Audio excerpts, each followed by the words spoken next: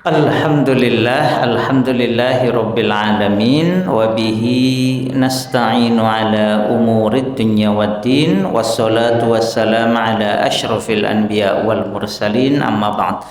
Alhamdulillah, bapak-bapak, ibu-ibu, jamaah, kita mendapatkan banyak nikmat nggih. Alhamdulillah, hujan turun, rezeki dari Allah, suasananya dados adem. Alhamdulillah, bisa sholat maghrib berjamaah, bisa zikir. Tadi juga sebagian pada sholat sunnah ba'diyah maghrib. Setelah itu kita bisa mendengarkan hadis tentang keutamaan Quran dan langsung praktek tahsin, dan bagi yang belum hafal An-Naba, nambah hafalan surat An-Naba. Pun hafal nggih Bu nggih? Hafal di bulan ini insyaallah lami-lami hafal. Alhamdulillah. Kemudian kita lanjutkan untuk mengkaji kitab Al-La'bu wa Bina'u Syakhsiyatut Tifl, ya, tentang bermain dan pembinaan kepribadian anak. Terus dalam beberapa bulan ke depan, Bapak Ibu, insya Allah kita akan mengkaji kitab ini, ya, Al-La'bu wa Bina'u Syakhsiyatit Tifl. Nah, Bapak Ibu sekalian, ini juga untuk menjawab kegelisahan sejumlah pihak di berbagai wilayah, bukan hanya di Indonesia, ketika anak-anak kita ini sekarang terjebak dengan handphone. Sudah saya sampaikan beberapa nggih. Kapan-kapan kalau perlu kita pakai LCD, ya, biar ngertos datanya. Nanti saya kapan-kapan tunjukkan data betapa berbahayanya anak-anak berusia SMA ke bawah punya HP. Yang bilang bukan saya, makanya saya ingin tunjukkan datanya. Jadi ternyata anak dan remaja yang punya HP itu memiliki banyak sekali masalah. Dari yang paling 4 besar adalah yang sempat saya sampaikan di sini: sleep deprivation, social deprivation, attention fragmentation, dan kemudian yang keempat apa? Addiction, kecanduan.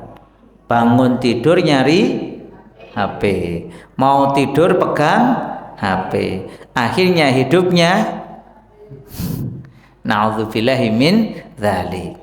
Maka peneliti menunjukkan bahwa kalau Anda pengen anak-anak Anda selamat, maka jangan beri HP sampai anak usia SMA atau lulus SMA. Saya pakai yang lulus SMA.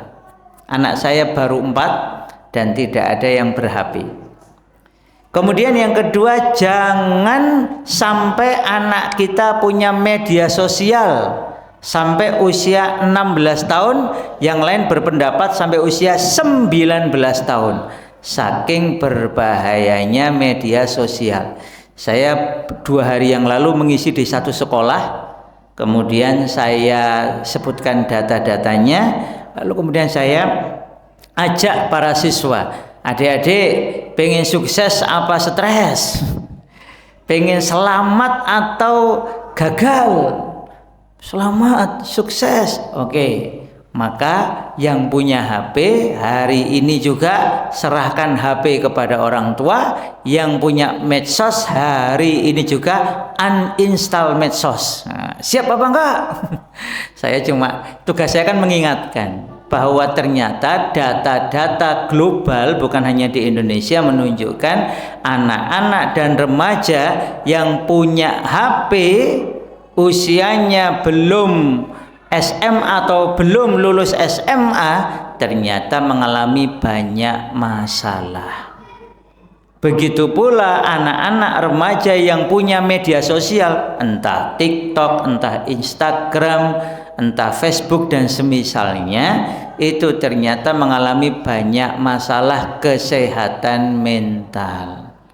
Nah, makanya kalau Bapak Ibu orang tua patut bertanya ke diri sendiri.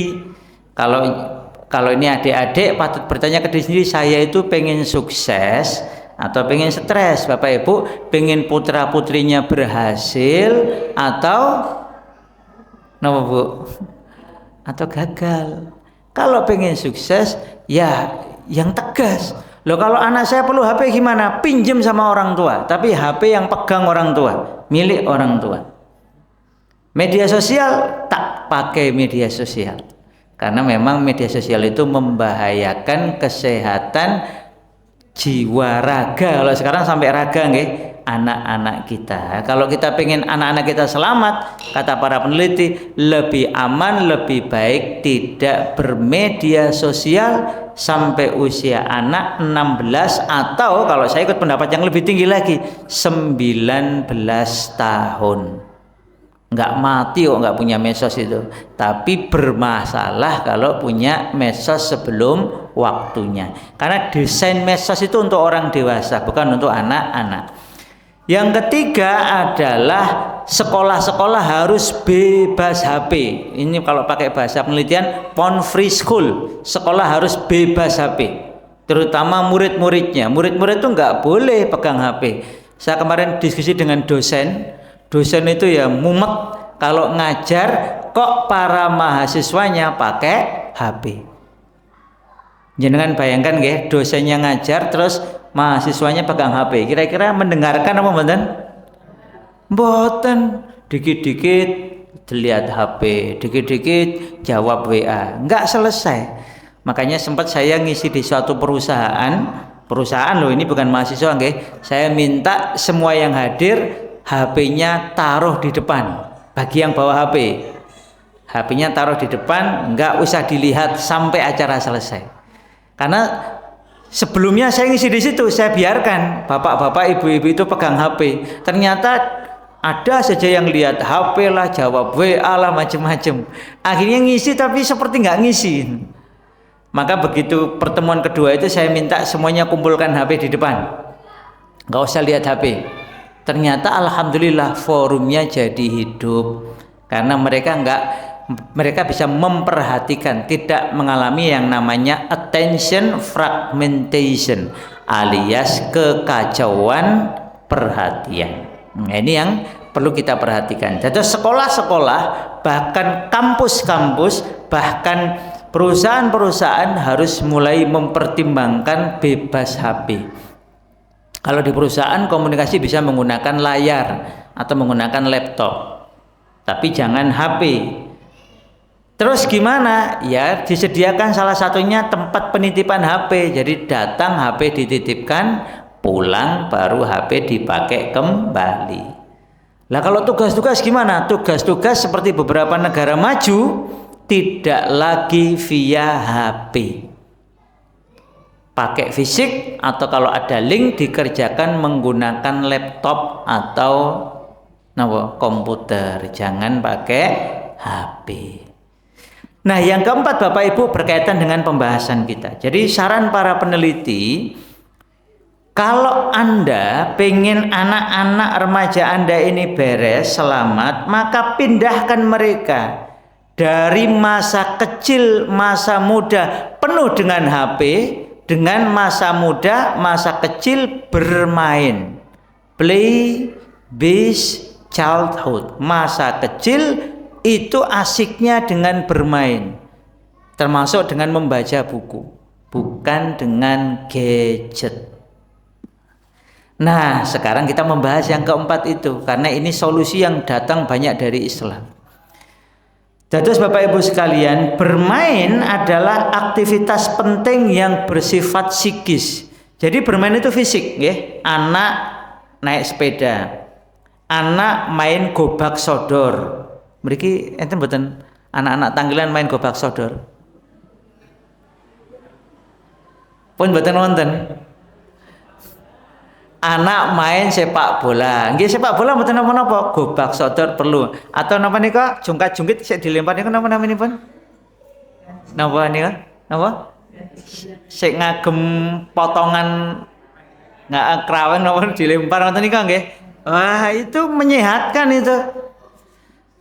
Terus permainan-permainan tradisional yang mendidik perlu kita hidupkan kembali. Bermain itu fisik Bapak Ibu, tetapi dampaknya itu psikis, dampaknya itu kepada jiwa. Sosial, juga kepada sosial, kepada bagaimana dia berhubungan dengan orang lain.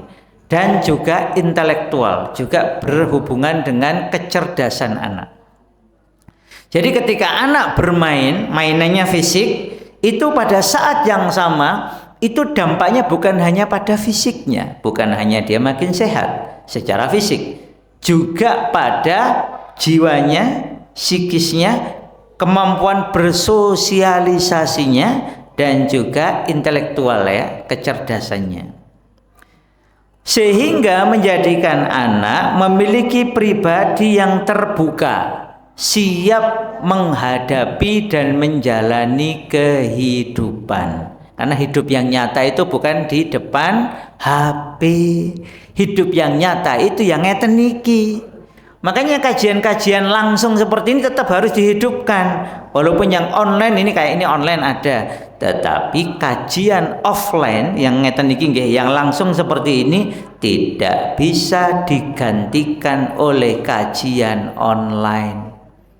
Tidak bisa. Ibu-ibu kalau ikut kajian online umaminipun nggih niku nggih ngeten niki napa kadang kalih sare-sarean.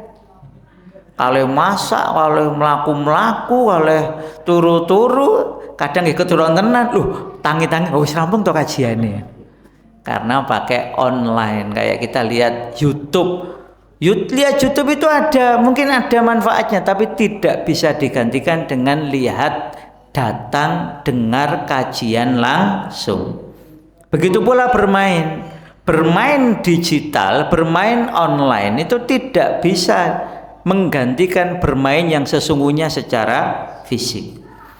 Bermain membuat anak memperoleh keahlian bergerak. Jangan bermain itu anak melatih geraknya, fisiknya, dan berinteraksi dengan orang lain.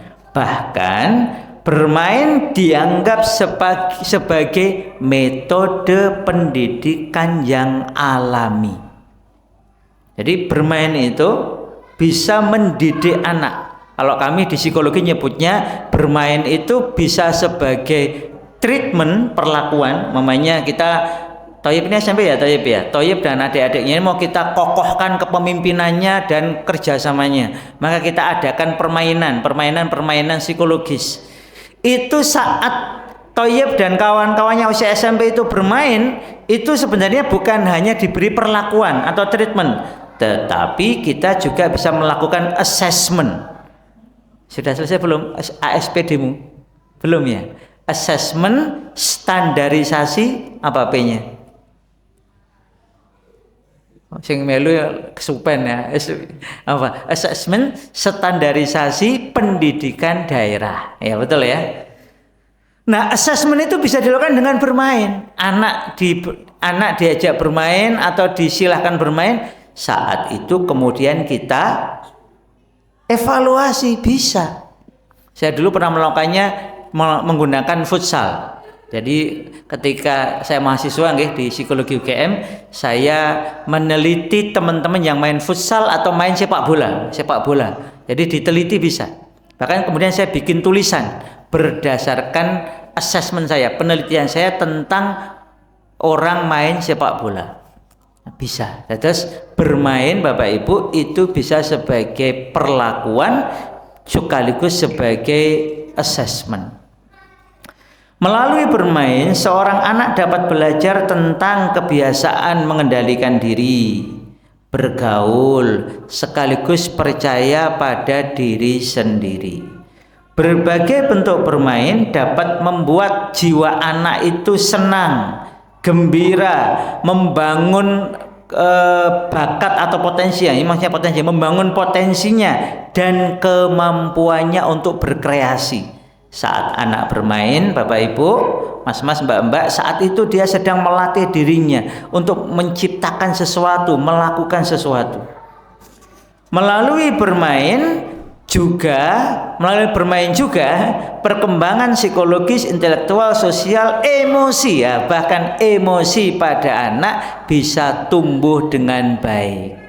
Jadi ketika anak bermain, anak juga melatih emosinya, bagaimana ketika dia menang, bagaimana ketika dia kalah, bagaimana ketika dia berkoordinasi bekerja sama dengan yang lain, bagaimana kalau ada temennya yang nyenggol dia, bagaimana kalau macam-macam, sehingga secara banyak hal termasuk emosi anak berkembang dengan baik.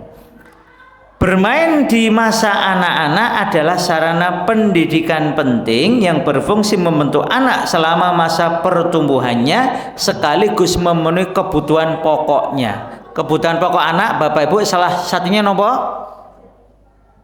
Bergerak. Jadi bermain di sini bukan bermain yang diem ya, bukan yang wah itu anak saya juga main game online. Ya Allah, saya itu sering lihat anak-anak SD main game online, anak-anak SMP main game itu badannya bungkuk-bungkuk, sebagiannya kemudian matanya sayu, susah tegak, kemudian komunikasinya nggak lancar, adabnya buruk, konsentrasinya rendah. Jadi mendengarkan saja itu susah. Kenapa? Karena kebanyakan asik dengan HP dan game. Jadi teman saya itu pernah kecanduan game, cerita. Ketika dia Allahu Akbar sholat ya, itu yang kebayang di matanya itu gamenya. Terus gini. Jadi dia mendengarkan imam, tapi di saat yang sama matanya itu, pikirannya itu membayangkan gamenya tadi yang dia mainkan sebelum sholat. Jadi sholat sambil main game. Na'udzubillahi min dzalik. Walaupun gamenya nggak ada, tapi kayak dia tuh main game di sini nih. Nah ini hati-hati. Oleh karena itu Bapak Ibu sekalian, kita akan mempelajari 3 buku ini. 3 buku ini terdiri dari 3 bab besar ya. Pertama adalah bermain dan hubungannya dengan membina atau membangun kepribadian anak. Itu yang pertama. Kemudian yang kedua, bagaimana televisi dan mainan-mainan elektronika termasuk HP, game online, PS dan semisalnya itu bisa menghancurkan anak-anak kita. Dan kemudian yang ketiga, terus bagaimana solusinya, bagaimana membuat bermain itu bisa diadakan di rumah, bahkan di masjid, di tengah masyarakat, bahkan di sekolah. Jadi sekarang mulai ada gerakan Bapak Ibu, sekolah-sekolah itu secara sengaja itu mendesain agar ada bermain di sekolah dan ada PR bermain di rumah. Jadi sampai ada banyak sekolah sekarang itu mengadakan PR bermain di rumah. Jangan nanti dereng anaknya punya PR bermain di rumah. Tayyib pernah nggak Tayyib dapat PR bermain di rumah gitu? Belum pernah. Ini ada, dan yang melakukan itu bukan negara icik-icik ya. Satu di antaranya adalah Amerika Serikat. Ini kayaknya juga diikuti oleh Inggris, Australia, dan sekian negara yang lain. Nah nanti insya Allah Rumah Sajadah juga akan bikin PR bermain untuk anak-anaknya. Jadi PR ini bukan hanya ngerjain tugas, maksudnya tugas nulis mboten, tetapi juga ada tugas bermain. Nah nanti terus dilaporkan bagaimana bermainnya, nanti kemudian orang tua diwawancara, anak juga diwawancara. Nah kita masuk ke pembahasan yang awal, subbab pertama tentang bermain dan gunanya atau efeknya untuk membangun kepribadian anak. Bagaimana, sekarang dimulai dari pertanyaan Bapak Ibu sekalian, menurut jenengan bermain itu penting nama mboten? Yakin? Penting untuk anak, untuk remaja, atau bahkan untuk bapak ibunya? Semuanya. Nanti kita akan menemukan dalil Rasulullah Shallallahu Alaihi Wasallam juga bermain, terutama bermain dengan anak-anak. Rasul pemimpin besar di Madinah sampai pernah ditegur oleh sahabat, ya Rasulullah jenengan kok ngoten niku? Loh ini baik. Nanti diterang oleh Rasul betapa baiknya bermain. Jadi bermain itu sangat baik, tentu sesuai waktu dan kondisi, bukan pas sholat malah bermain. Anak-anak pikir, bermain katanya baik ya, kan aku bermain ini senggol-senggolan, dorong-dorongan. Bukan, ini bermain di waktunya. Jadi bermain itu penting apa enggak? Kalau jenengan menganggap bermain penting, berarti jenengan sudah masuk ke hal yang baik. Tapi kalau jenengan menganggap bermain itu enggak penting, maka jenengan punya masalah mendasar sebagai orang tua. Tidak menyadari pentingnya bermain bagi anak-anak kita. Jadi bermain itu sangat penting, amat sangat membantu, membina, membangun kepribadian anak. Tadi ya, baik dari aspek fisik, kemudian emosi, sosial, kemampuannya berinteraksi dengan orang lain, kemudian aspek intelektual, dan juga aspek mental psikologis. Jadi nanti ada banyak data efek bermain bagi anak. Itu banyak datanya yang menarik untuk kita kaji. Mari kita mulai dari apa itu bermain, biar kita nggak salah paham. Dikiranya main game online itu bermain, boten. Apa itu bermain? Bermain adalah kegiatan yang terarah atau tidak yang dilakukan oleh anak-anak untuk mendapatkan kepuasan dan hiburan, serta dimanfaatkan. Jadi orang-orang dewasa bisa memanfaatkan bermain itu untuk membantu mengembangkan perilaku dan kepribadian mereka, secara khusus anak-anak dengan berbagai macam aspeknya. Baik itu tadi ya, intelektual, sosial, fisik, mental, emosional. Ini tambahan dari saya Bapak Ibu ya. Saya itu khatam buku judulnya Outbound Management Training, tulisan dari guru besar psikologi UGM. Beliau sudah meninggal saat ini, yaitu Profesor Dr. Jamaluddin Ancok ya. Prof. Jamaluddin ini menyampaikan dalam bukunya Outbound Management Training itu tentang permainan-permainan dalam outbound. Jadi outbound itu kan sebenarnya bermain juga, tapi untuk orang dewasa. Jadi outbound itu rata-rata sebenarnya didesain untuk orang dewasa dengan durasi yang agak panjang, bukan cuma 2 jam 3 jam, bukan jam 8 selesai jam 11, mboten. Harusnya itu minimal 6 jam. Kalau bisa 2 hari 1 malam, bagus lagi 3 hari 2 malam. Saya pernah ikut yang 5 hari 4 malam.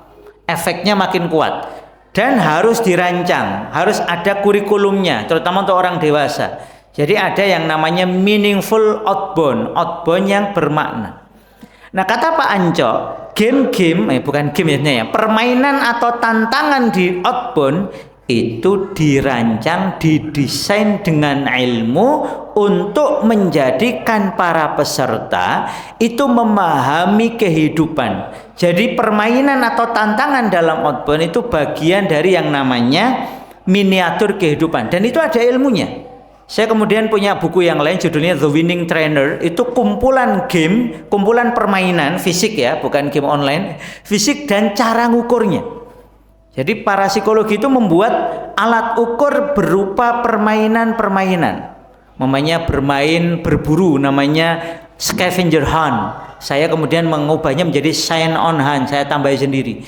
Itu di situ ada kegiatan fisik terarah maupun tidak terarah, yang itu kita bisa mengukur, oh mamanya bapak ini, ibu ini kreatif atau enggak, bisa kerjasama atau enggak, bisa mendengarkan orang lain atau enggak, bisa berkomunikasi dengan baik atau enggak. Itu kita bisa melihat.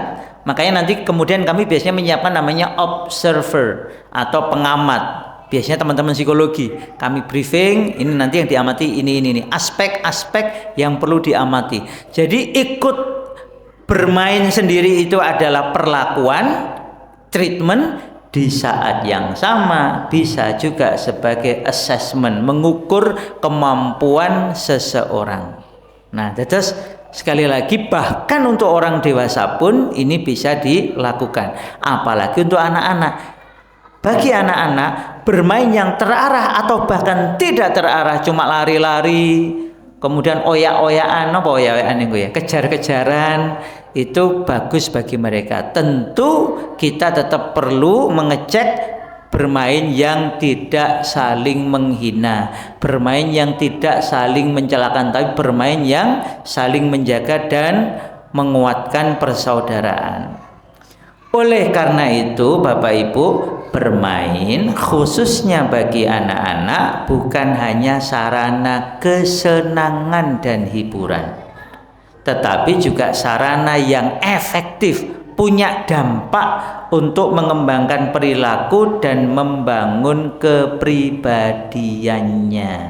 Jadi anak senang berkembang kepribadiannya secara baik. Dan inilah yang dicontohkan oleh Rasulullah Sallallahu Alaihi Wasallam. Rasul bermain dengan anak-anak. Pernah beliau bermain dengan Hasan, dengan Husain, dengan anak cucu Abbas.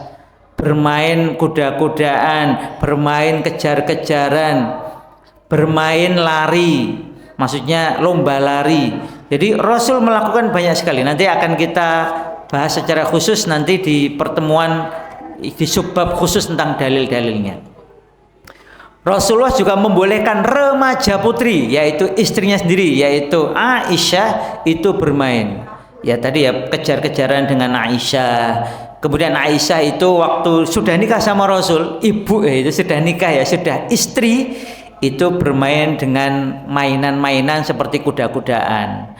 Kemudian juga mengizinkan Aisyah melihat permainan tombak dari Habasyah. Dari sini Bapak Ibu, bermain itu bukan hanya antara anak dengan anak, tetapi juga antara orang dewasa dengan anak. Jadi bapak-bapak, ibu-ibu mungkin kapan-kapan ngadakan mriki nggih, masjid nggih, family gathering gitu ya. Kumpul keluarga Masjid Al Ihsan Tangkilan, anak lan bapak, ibu lan anak, dolanan bareng, kumpul keluarga, main bersama bapak ibu dan anak-anaknya. Pripun ajeng dienten ke kapan? Kula usul mawon. Jadi sini perlu karena itu membantu keakraban dan persaudaraan. Jadi beliau menganjurkan agar anak-anak bisa bermain dengan temannya, juga bisa bermain dengan orang tuanya maupun orang dewasa lainnya yang bertanggung jawab. Kata Muawiyah bin Abi Sufyan, sesiapa yang punya anak kecil, berusahalah menjadi anak-anak seusia dia. Maksudnya itu bisa bermain dengan anak-anak tersebut. Oleh karena itu Bapak Ibu, bermain itu juga memiliki unsur yang namanya kebersamaan. Jadi ini penting ya, bermain itu juga membangun kebersamaan. Hasan itu cerita, Hasan bin Ali radhiyallahu anhu itu cerita bagaimana kesannya, ingatnya Hasan ini ketika masa kecil sering diajak bermain Rasulullah Sallallahu Alaihi Wasallam. Jadi kesannya sampai dewasa. Mainnya waktu kecil, tapi kehangatan, kebersamaan, keakraban, keasikan bermain bersama Rasulullah itu terbawa sampai dewasa. Jadi ketika bapak-bapak, ibu-ibu bermain bersama anak, saat itu jenengan sedang menitipkan sesuatu yang amat sangat penting untuk masa depan anak-anak tersebut. Pun niki prolog nggih. Insyaallah besok kita pekan depan akan membahas dampak bermain bagi jasmani, kemudian kognitif, intelektual, sosial, moral, dan dari aspek pendidikan. Demikian Bapak Ibu sekalian, maka manfaatkan dalam sepekan ini ke depan nggih. Silahkan cek apakah anak-anak kita asik bermain ya secara fisik nggih, dan terutama apakah jenengan sebagai orang tuanya juga menyediakan waktu dan tenaga untuk bermain bersama anak-anak kita. Bagi yang belum, inilah saatnya. Simbah-simbah pripun? Nah ini yang saya ceritakan simbah niki. Rasulullah niku kalau sama Hasan dengan Husain itu kan berarti ini kan cucunya. Berarti simbah-simbah monggo silahkan momong putu sambil bermain. Tentu mengikuti kondisi fisik nggih, mboten sah gaya. Nek pun sepuh nggih mboten sah lompat-lompat, mboten sah nomen niku mboten sah playon-playon sing abot-abot, sesuai kondisi fisik masing-masing. Yang penting tetap bisa bermain dengan anak dan cucu dengan baik. Demikian mugi-mugi ingkang sekedhik niki manfaat. Aku qouli hadza wa astaghfirullah li wa lakum innallaha ghafurur rahim. Mari kita tutup dengan doa penutup majelis. Subhanakallahumma wa bihamdika asyhadu an la ilaha illa anta astaghfiruka wa atubu ilaik. Wabillahi taufiq wal hidayah. Wassalamu alaikum warahmatullahi wabarakatuh.